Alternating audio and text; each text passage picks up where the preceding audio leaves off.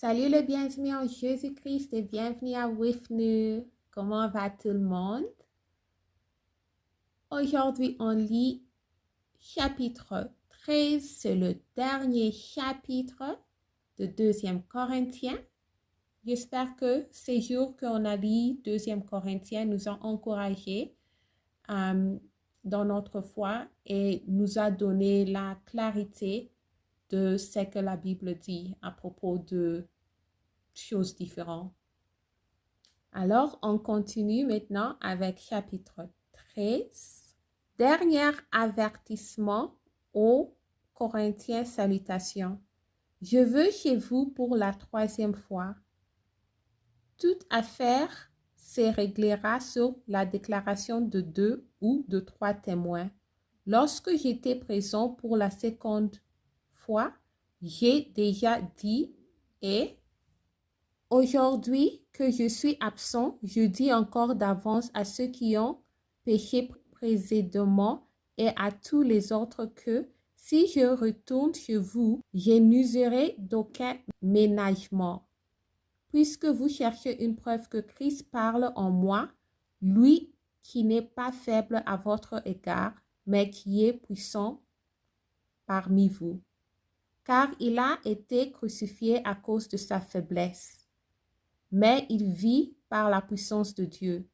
Nous aussi, nous sommes faibles en lui, mais nous vivrons avec lui par la puissance de Dieu pour agir envers vous. Examinez-vous vous-même pour savoir si vous êtes dans la foi. Éprouvez-vous vous-même.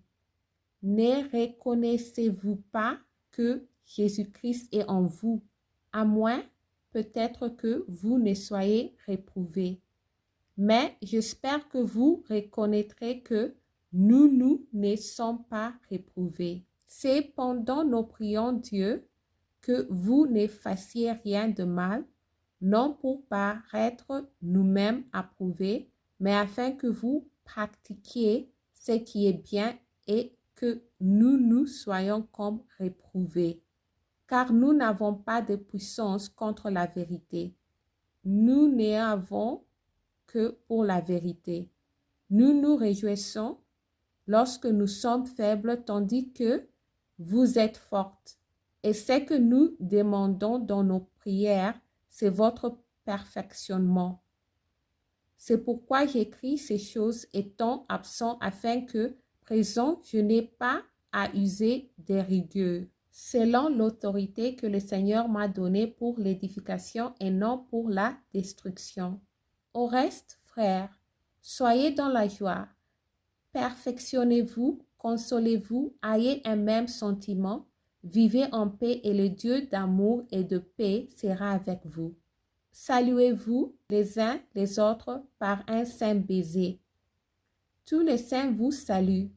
Que la grâce du Seigneur Jésus-Christ, l'amour de Dieu et la communication du Saint-Esprit soient avec vous. Merci à tous d'avoir lu ensemble.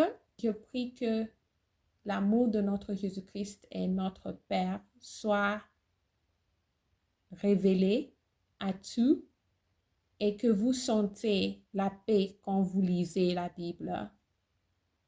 J'améliore mon français en lisant la Bible. Restez en Jésus-Christ et shalom.